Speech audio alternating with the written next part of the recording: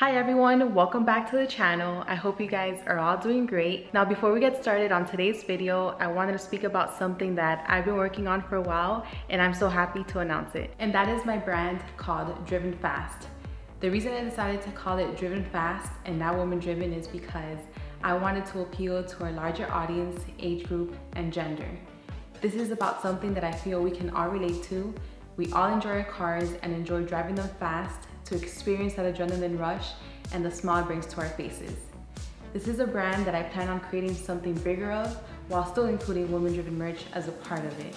If you wish to check it out, then I'll include the details to the website down in the description below. On this website, you'll find shirts such as this, which comes in black, white, and other designs as well. Accessories like these key tags and posters. Like I mentioned before, I do plan on expanding this brand and adding more accessories and apparel. Now that that's over, let's go on with today's video. Today, I will be installing the STEEDA support braces on my Shelby GT350. The purpose for installing these is to eliminate any remaining wheel hop and also stiffen the rear subframe, which will help in keeping things more planted at the rear even more. Now I know people do this for straight line launches and dragging, but this also helps when taking a car to the track. And I know I haven't been to the drag strip yet, and I know this car is not meant for it, but I do plan on going eventually because why not? But first, I need to learn how to launch this car because I've never launched a manual car before, and I would also want to have a better wheel setup. So now let's go ahead and move these cars while getting a cold start of each, and then let's get the GT350 up on the lift. So I'll see you guys in a bit.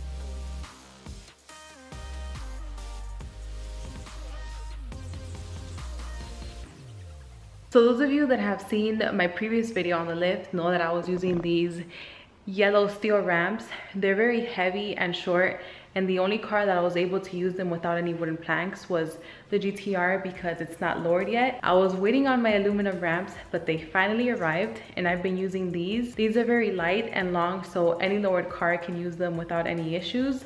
So now I'm just going to show you how easy it is to put them on. So all you have to do is hook them onto these black adapters here. So once they're hooked on, then I can just drive out the M3, and then you can just remove them very easily.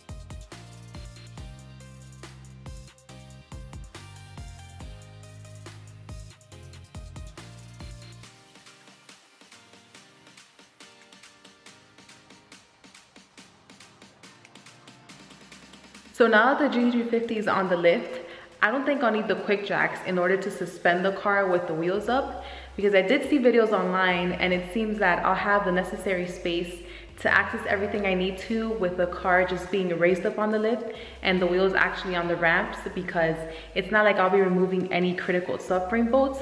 So now all we need to do is open up the STEEDA package so we can see what these braces look like.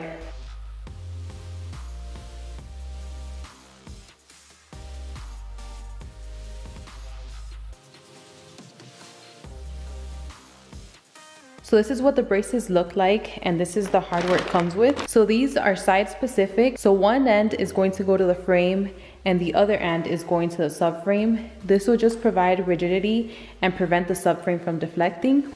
So now let's go ahead and raise the car and get these installed.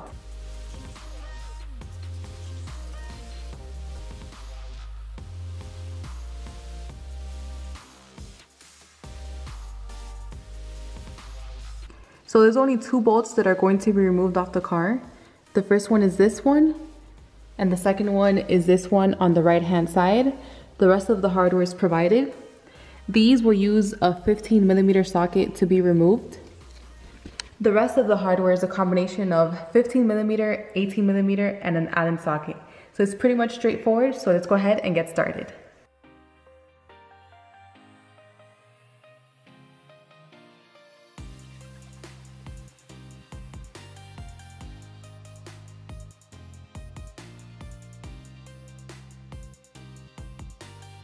So now that the bolts are removed, the next step is to install these threaded plates into this subframe opening, and the same for the right side.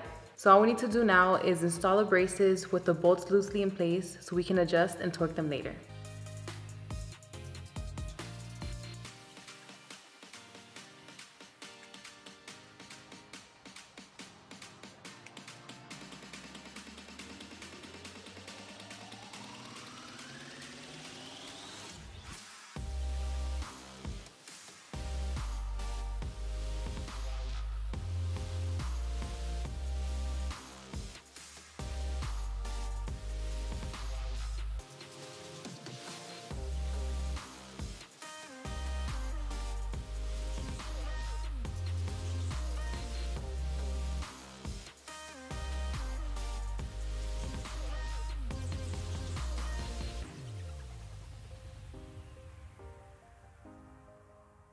So both braces are on and the bolts are loosely in place. So now I'm just going to go ahead and tighten them by hand, then torque them to spec, and then we should be done.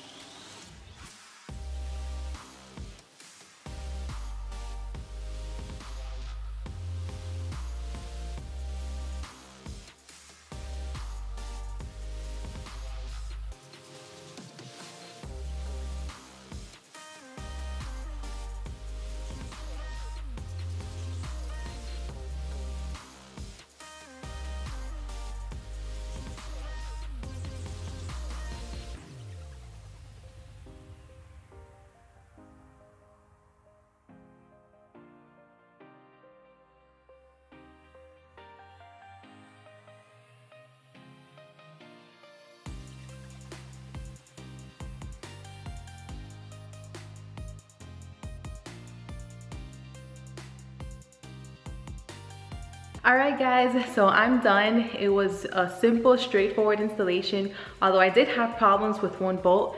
Let me go ahead and show you. So I had issues with this bolt right here. For some reason, the bolt that they provided just wouldn't go in, so I ended up putting the factory bolt, and that one went in just fine. And I know I also mentioned that you needed an 18mm socket, but in reality, what I needed was an 18mm shorty wrench, because there's a nut right here that you need to hold while you're tightening in this bolt. But other than that, that was pretty much it. I can't wait to try this out at the track next week. And in my last video, when I mentioned that I was going to install these STEEDA braces, some of you did comment saying that you have them installed on your car and you've noticed a huge difference. So I can't wait to experience that. I also have other suspension parts on the way. I have vertical links, toe links, and end links. So I can't wait to install those either, so stay tuned for those videos. After that, I think I'll be pretty much done with suspension. It should handle phenomenal after that. And then I can move on to other areas on the GT350. But I think that's it for today. Thank you so much for watching. I hope you enjoyed, and I'll see you on the next one.